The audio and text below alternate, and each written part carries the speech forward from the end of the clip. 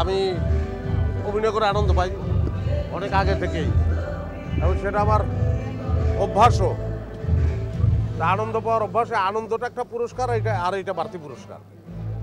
অভিনয় করার সময় করার পরে যে আনন্দটা পাই ওটাই মূলত পুরস্কার, আর এই পুরস্কারটা বাড়তি পুরস্কার।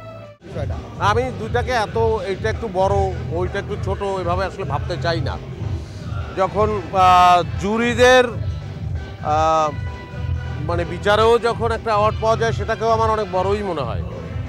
আর দর্শক তো ভালোবেসে এই পুরস্কারটা দেয় তারা, এবং দর্শকের সঙ্গে আমাদের আমার বলতে পারি এক ধরনের আত্মিক যোগাযোগ আছে।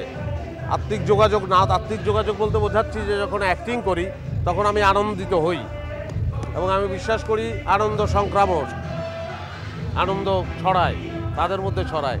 তো দর্শক আর আমরা একাকার।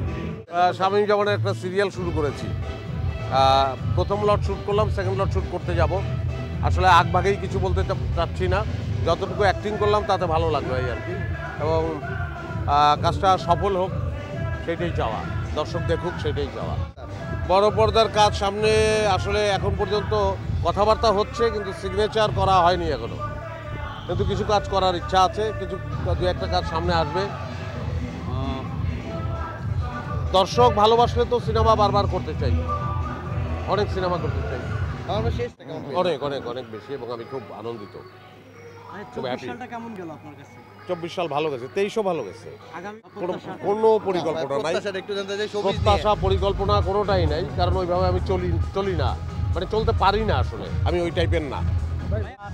সকলের বাংলাদেশ চাই, সকলের অংশগ্রহণমূলক বাংলাদেশ চাই, এবং ওই তো শান্তিটা চাই, এই আর কি। না, বরিশালের আলাদা করে ভাষা বলতে হবে এমন কিছু না, নাটকে প্রচুর বলি, অনেক নাটকেই বলি। সামনে নতুন বছর আসছে, শুভেচ্ছা সবাইকে, সবাই ভালো থাকবেন, আমার জন্য দোয়া করবেন, আমি যেন ভালো কাজ করতে পারি এবং সকলেই ভালো থাকবেন। ধন্যবাদ।